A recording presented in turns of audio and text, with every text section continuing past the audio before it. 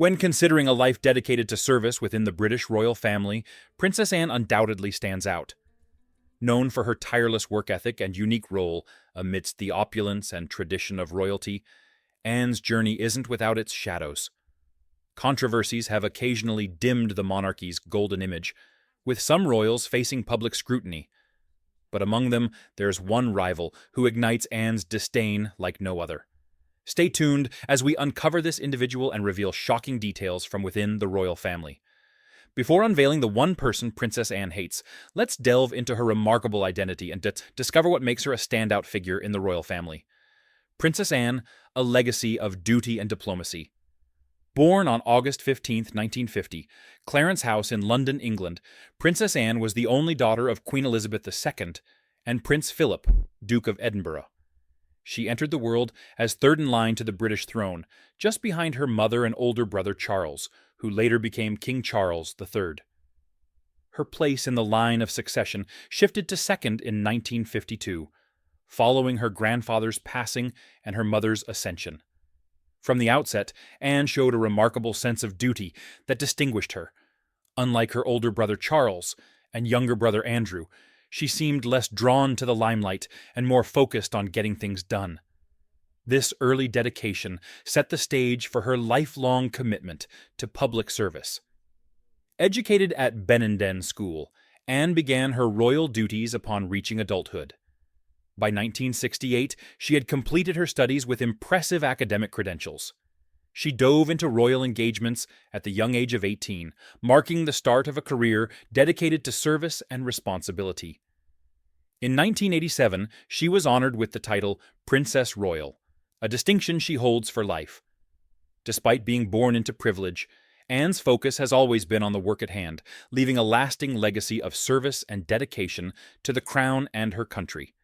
Princess Anne's approach to royal duties is refreshingly no-nonsense, a stark contrast to the glitz often associated with royalty. She famously quipped, "It's not about the dress you wear, but the life you lead," emphasizing substance over style, a sentiment that resonates deeply with both royal insiders and the public alike. Curious about what drives her relentless schedule. Anne holds the record for the most official engagements in a year by any royal, averaging over 500 annually. That's more than one event per day, from charity visits to inaugurating new facilities and representing the Queen at state functions. Her calendar is packed, yet she maintains an unwavering commitment to her role over personal acclaim. Since stepping into public life at age 18, with the opening of an educational center in Shropshire in 1969, Anne's dedication has never waned. She's a fixture at countless royal engagements and supports over 200 organizations worldwide. But it's not just about showing up. She dives deep into causes like Save the Children, where her hands-on approach takes her to some of the world's most challenging regions. Anne's diplomatic prowess is another hidden gem. In 1990, at just 39, Anne was nominated for a Nobel Peace Prize for her humanitarian work with Save the Children, an honor that underscores her profound impact beyond the royal spotlight. Her passion for helping vulnerable children has earned admiration worldwide, proving that actions indeed speak louder than words. She loves people, Kaunda once said in a BBC interview. She has extended that love to working for helpless children in many parts of the world. That is love in action. While the royal family is often known for its reserved nature, Princess Anne stands out with her quick wit and dry humor, a departure from the traditional formality. She's not afraid to inject a bit of personality into her public appearances, making her both relatable and respected. Yet, despite her refreshing charm, the royal family hasn't always been shielded from controversy. How does Princess Anne tactfully steer through the family's turbulent waters while maintaining her characteristic candor? Let's delve deeper into how Princess Anne maintains her integrity amidst the controversies that sometimes swirl around her family members. The challenge of public perception. Controversial royal figures, royal families worldwide have always been subjects of fascination and intrigue. From tabloid headlines to social media speculation, every move of a royal member is scrutinized and dissected by the public. Have you ever wondered why certain royals attract more controversy than others? It's a mix of factors: personal choices, media portrayal, and the expectations placed upon them as public figures.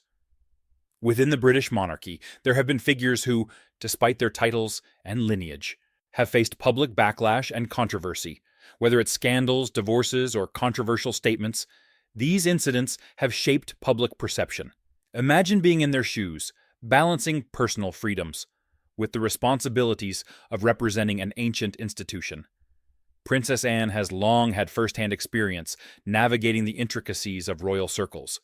She's admired for her fearless spirit, which she demonstrated early in her adult life. In 1974, at the age of just 23, she faced a terrifying assassination attempt. Returning from a charity event with her first husband, Captain Mark Phillips, their car was ambushed by another vehicle. Ian Ball, the assailant, wielded a handgun and shot Anne's chauffeur, security officer Jim Beaton, and a courageous journalist who intervened. Ball's plan was to kidnap Anne for a £2 million ransom, demanding that she exit the vehicle. With remarkable composure, Anne famously retorted, "This gives a vivid glimpse into how she handles the intense pressures of royal life and her steadfast commitment to protecting those dear to her, especially her nephews, Princes William and Harry." Now, one may wonder what Princess Anne's perspective was on Harry's marriage to Meghan Markle. Before stepping into the spotlight as the Duchess of Sussex, Meghan Markle was widely known for her role in the hit TV series Suits and her commendable humanitarian efforts. Her relationship with Prince Harry was viewed as a modern fairy tale, celebrated for breaking barriers within the traditionally conservative British monarchy. As the first biracial woman to become part of the British royal family, Meghan symbolized a beacon of diversity and inclusivity. However, the fairy tale romance soon clashed with royal realities. The most significant rift that garnered public attention was between Meghan and her in-laws, culminating in the couple's decision to step back from their senior royal duties in early 2020. This unprecedented move, dubbed Megxit by the media, sent shockwaves through royal circles and ignited heated debates about the monarchy's future role. When Meghan and Harry announced their engagement, Meghan expressed her enthusiasm about embracing her new role. She eagerly anticipated moving away from her career to immerse herself in the UK and engage with various communities and causes. In an interview with ABC, Meghan shared her excitement about being boots on the ground in the UK. Getting to know more about the different communities here and learning about smaller organizations working on causes I have always been passionate about. Intriguingly, she admitted that she never Googled her future husband, trusting everything Harry told her. She stated, "I didn't romanticize any element of it, but as Americans, you think you know about the royals from fairy tales." Yet reality soon set in for Meghan. Her first courtesy to the Queen brought the weight of royal expectations crashing down. Meghan reflected, "Thank God I didn't know a lot about the family. Thank God I hadn't researched, because I would have been so in my head about it." Interestingly, Princess Anne harbored reservations about Meghan from the start. TV personality Deborah Davies observed that Anne, much like her father, Prince Philip, could see through Meghan's charm. Anne's skepticism was visible during social events, including Harry and Meghan's wedding, where her facial expressions revealed her doubts. Despite Meghan's initial popularity, her American background and entertainment career starkly contrasted with royal expectations. Rumors and tabloid headlines painted her as a disruptor within the palace walls, intensifying public scrutiny. Anne's apparent displeasure was also clear at Philip's funeral in April 2021. Meghan, pregnant with daughter Lilibet, couldn't attend, leaving the royal family quietly pleased to avoid what they called a circus. Royal authors Carolyn Durand and Omid Scobie highlighted this sentiment in their book Finding Freedom. In a twist, Harry and Meghan were later invited to Balmoral for the summer. Yet, the couple chose to remain at their Montecito mansion, further stoking media curiosity. Central to Meghan's narrative are grave allegations of mistreatment and racism. In an explosive interview with Oprah Winfrey, she revealed feeling isolated and unsupported by the institution, recounting distressing conversations about her son's skin color. These revelations sparked global discussions about race, mental health, and the unseen pressures within palace life. Princess Anne's initial skepticism that Meghan would have a short shelf life in the royal family seemed prescient. Royal expert Neil Sean disclosed that Anne had advised Meghan to view royal life as a duty rather than a path to fame. This advice reportedly left Meghan dumbfounded. Anne emphasized that being a royal was a full-time job, requiring commitment, preparation, and active involvement in charitable causes. Anne's doubts about Meghan's long-term commitment were echoed by Lady Colin Campbell, who claimed that Anne advised Harry against marrying Meghan. Anne's concerns reportedly centered on Meghan's perceived self-centeredness and character, adding another layer to the complex royal narrative. The Queen's death brought a momentary yet tense reunion in September 2022, as Harry and Meghan joined William and Catherine in greeting crowds outside Windsor Castle. While it appeared to be a strong show of unity, body language experts noted significant tension between the couples, lingering from Harry and Meghan's candid interview with Oprah.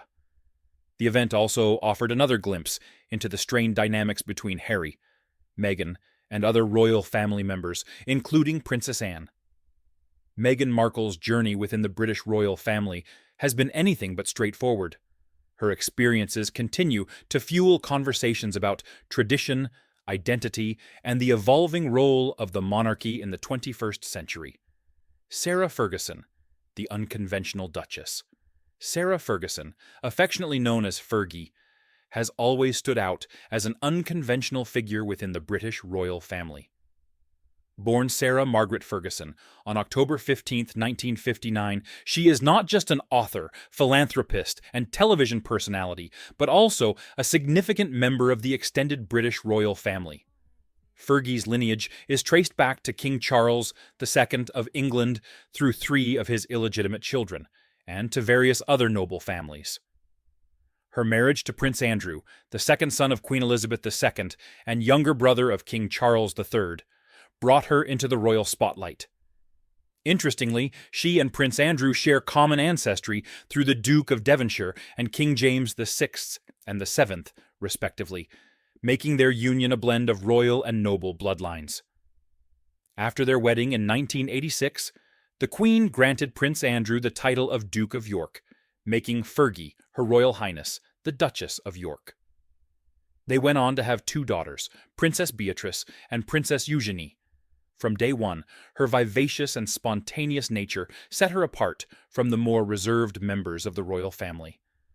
Known for her humor and relatability, she quickly endeared herself to the public, though this occasionally clashed with the stiff protocols and expectations of royal life. Princess Anne, known for her steadfast and pragmatic approach to life, presented a stark contrast to Fergie's free-spirited persona. Their relationship was marked by tensions, especially in the early years of Fergie's marriage to Prince Andrew. Anne's straightforward and often blunt manner clashed with Fergie's more relaxed and informal style. Reports of disagreements and frosty encounters were common, with their differing approaches to royal life fueling speculations about their relationship.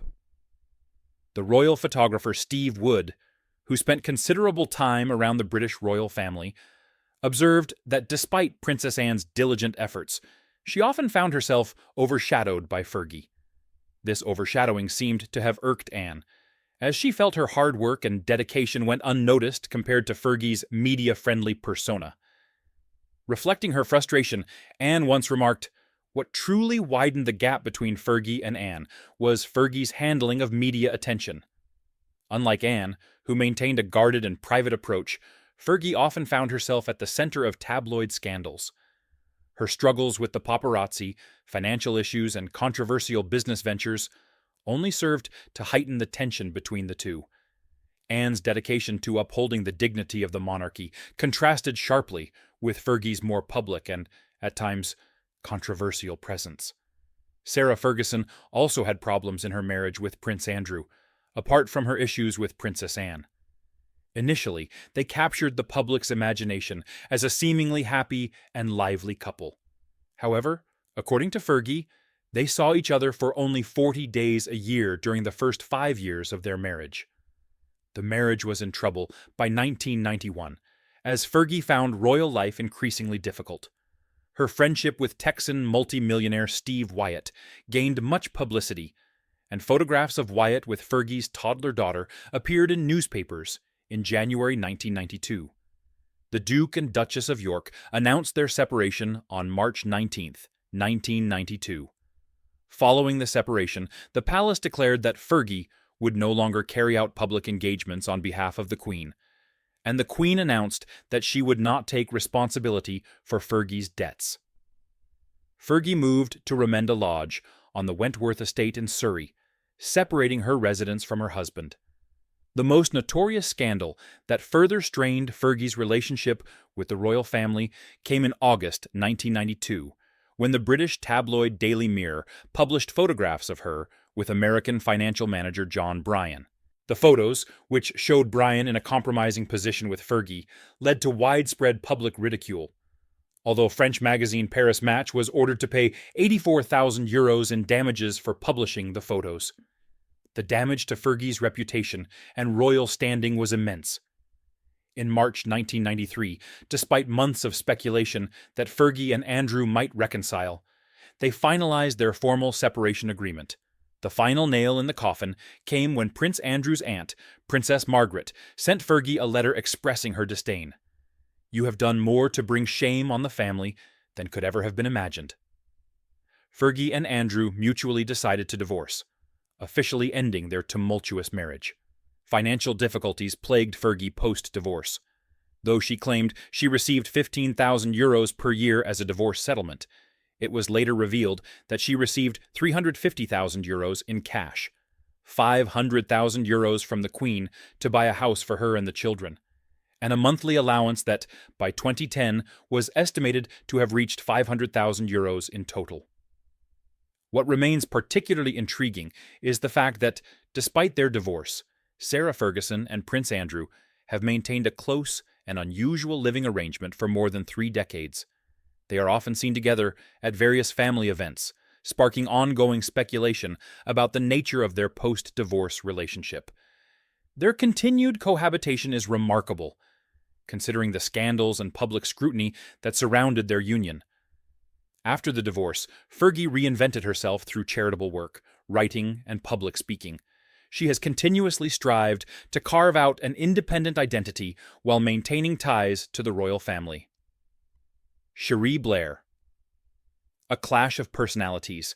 Cherie Blair, wife of former British Prime Minister Tony Blair, has had quite an eventful life in both the public and private spheres. Born Cherie Booth in 1954, she carved out a notable legal career for herself, specializing in human rights law. With a degree from the London School of Economics and the prestigious title of Queen's Counsel under her belt, Cherie became a prominent figure in British legal circles, championing social justice causes with fervor. Her marriage to Tony Blair in 1980 catapulted her into the political limelight, eventually becoming the First Lady of the United Kingdom during Blair's tenure from 1997 to 2007. Navigating this role was no easy feat, and Cherie faced mixed reviews for her outspoken nature and willingness to wade into political issues, often breaking the mold of what was traditionally expected of a prime minister's spouse. One fascinating chapter of Cherie's public life was her strained relationship with Princess Anne, a story that adds a compelling layer to the intersection of the British political elite and royal family. Their first encounter in 1997 at Balmoral set the tone for their future interactions, and not in a positive way. According to Cherie's memoir, Speaking for Myself, the initial meeting was awkward and contentious. When Cherie suggested that Princess Anne call her Cherie instead of Mrs. Blair, the princess's sharp retort was, "I'd rather not. It's not the way I've been brought up." Cherie's response was straightforward. "What a shame," she replied. This small exchange highlighted a significant clash of personalities and values between the two women. The tension didn't stop there. Author Paul Scott, in his biography Tony and Cherie, A Special Relationship, points out that this initial friction only deepened over the years. At the Queen's Golden Jubilee celebration in 2002, the situation escalated. The Blairs, in an unscheduled walkabout, reportedly irritated the royal family. When Cherie attempted to send pleasantries to Princess Anne, she was met with a cold shoulder, a gesture that clearly didn't sit well with Cherie, who reportedly muttered, "That bitch completely blanked me." Cherie Blair's discomfort with royal protocol only added fuel to this fire. The Balmoral Castle visits were particularly torturous for her. Cherie detested the cold, drafty rooms, the 6 a.m. bagpiper wake-up calls, and the dress code that frowned upon trousers for women. There's a memorable account of the Queen Mother being mortified when Cherie wore trousers to lunch on her first visit. Cherie's allergic reactions to the royal dogs further compounded her misery, making her eyes bulge, go red, and her nose constantly run. By the time she left Balmoral, she had lost her voice completely. One particularly humiliating moment involved Princess Margaret, the Queen's sister, who was known for her wit and sharp tongue. Cherie, however, managed to embarrass her too. This incident may have made Princess Anne wary of Cherie's intentions and diplomatic capabilities. Princess Anne's apparent disdain for Cherie wasn't just about these individual incidents. It was also tied to Cherie's general attitude towards royals and traditional formalities. Cherie's open expressions of disdain and disregard for other royals, as well as her occasional controversial comments about them, likely contributed to the tension. There was another even more famous royal who experienced Anne's cold shoulder, Princess Diana. What caused the friction between the stoic Princess Anne and the beloved people's princess? Princess Diana. The people's princess, Princess Diana, affectionately known as the People's Princess, captivated millions worldwide with her warmth, compassion, and genuine approachability. Her marriage to Prince Charles in 1981 catapulted her into the global spotlight, where she quickly became a beloved figure. Diana wasn't just a pretty face. She had a heart full of empathy and an unwavering commitment to social causes. Her efforts in raising awareness about HIV/AIDS and her passionate campaigns against landmines cemented her as a humanitarian icon.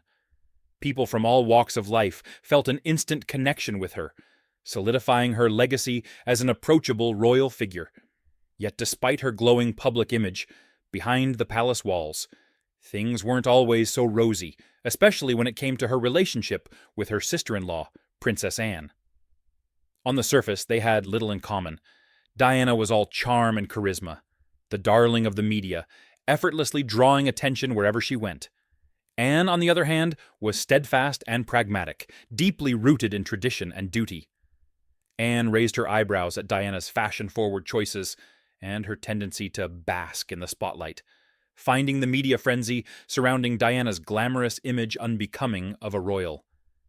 Anne simply saw things differently. Diana had a knack for using the press to highlight her charitable work, a skill Anne found disconcerting. Anne valued the monarchy's traditional and distant relationship with the public and balked at what she saw as Diana's self-promotion. Reports of tension between the two women were not uncommon, with sources hinting that Anne struggled to understand Diana's modern approach to royal life. Things got even more complicated after Diana became a mother. It was expected that Anne would become the godmother to Diana's firstborn, but Diana had other ideas. Despite King Charles backing Anne as a godmother for Prince William, Diana vetoed the idea. When Prince Harry was born 2 years later, Anne was again passed over, with Prince Andrew stepping in as godfather. Diana reportedly justified this decision by saying she preferred to have a male godparent for her male child. Then there's the matter of royal duties.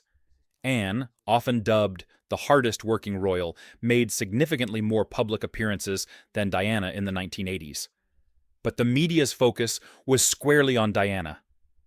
When Anne was engrossed in a royal tour in the U.S., Diana was about to give birth to Prince William, and baby fever gripped the nation. The press badgered Anne about Diana, sidelining her own royal work. When William was born on June 21, 1982, Anne heard the news from a journalist and her reaction was, "I didn't know she'd had one." Oh, good. The media was less than kind, labeling her a sour puss. Despite the headlines, Diana, in a 1985 interview, brushed off rumors of a rift. "Anne has been working incredibly hard for the Save the Children Fund, and I'm her biggest fan," Diana said, praising her sister-in-law. Anne, too, dismissed feud stories as fairy tales and expressed her regret at missing Prince Harry's christening. After Diana's tragic death in 1997, Anne was reportedly quite upset and remorseful. It said she regretted not understanding the depths of Diana's struggles with royal life. Donald Trump and the viral shrug Princess Anne's life saw few moments as intriguing as her unforgettable exchange with then-President Donald Trump. Captured during a NATO summit reception at Buckingham Palace in December 2019, Queen Elizabeth II hosted the grand event to mark NATO's 70th anniversary, attended by global leaders including Trump and Melania. Amidst the formal greetings, cameras caught a brief yet telling moment involving Princess Anne, sparking discussions on royal etiquette and her famously candid demeanor. Here's how it unfolded. Princess Anne stood a few steps away from the receiving line as her mother, Queen Elizabeth, greeted the Trumps. The Queen glanced towards Anne, seemingly encouraging her to join the line of greetings. Anne's response was a casual shrug and a smile, followed by a quick gesture indicating the other dignitaries in the room. Her response was, "It's just me." This moment of casual defiance and humor quickly went viral. Many saw Anne's shrug as a subtle, pointed reaction to the formality of the occasion, and perhaps even to Trump himself. Social media and the press buzzed with reactions, as Anne's apparent nonchalance and straightforwardness during the exchange made her an instant internet sensation. Memes and commentary flooded the web, depicting Anne as a relatable figure unafraid to break from rigid protocol. But here's the twist. The interpretation of the video was not entirely accurate. Laura Stone of the Press Association clarified that the Queen had actually turned to Anne to see who was approaching after Trump, since he was the last person in line. Anne's response of, "It's just me," was meant to convey that there was no one else immediately following Trump in the reception line. Essentially, Princess Anne was explaining to her mother that she was the next person in line to greet the Queen, rather than expressing any particular sentiment about Trump himself. Valentine Lowe, a reporter, added more context in a series of tweets. He explained, "The Queen, after greeting Donald and Melania, turned to Anne to see who was next. But there wasn't anyone waiting. Trump was the last leader to be received by the Queen." Anne raised her hands in the air, laughed, and said, "It's just me," adding a moment later, "and this lot," as she pointed to the members of the household behind her. Anne's laughter, while standing with a group of world leaders, was seen as her seemingly laughing behind Trump's back. Initially, some interpreted this as Anne being disrespectful or mocking, given the political context of the event. However, insiders explained to Vanity Fair that this interpretation horrified Princess Anne. She had always been careful not to appear politically biased or disrespectful towards any leader, and the suggestion that she would openly laugh at someone behind their back was distressing to her. Anne's reputation for being respectful and avoiding political entanglements in her public role clashed with the notion that she would engage in such behavior. Princess Anne, true to her straightforward and candid nature, was simply responding to the situation at hand with a bit of humor and grace. Camilla Parker Bowles, Royal Entanglements. In the 1970s, Princess Anne and Camilla Parker Bowles were involved in a love triangle with Andrew Parker Bowles. Andrew, who was Camilla's former partner, also caught Anne's affection with his charm. However, their relationship ended when Andrew reconciled with Camilla, ultimately leading to their marriage. The complexities didn't end there. Despite Andrew and Camilla's union, royal circles whispered about Anne's lingering feelings for Andrew, suggesting he was her first love. Yet practicalities prevailed, with Andrew's Catholic faith posing a barrier to any serious royal match with Queen Elizabeth's daughter. Here's where it gets interesting. In 1995, after 21 years of marriage, Camilla's divorce from Andrew Parker Bowles marked a pivotal moment in her life.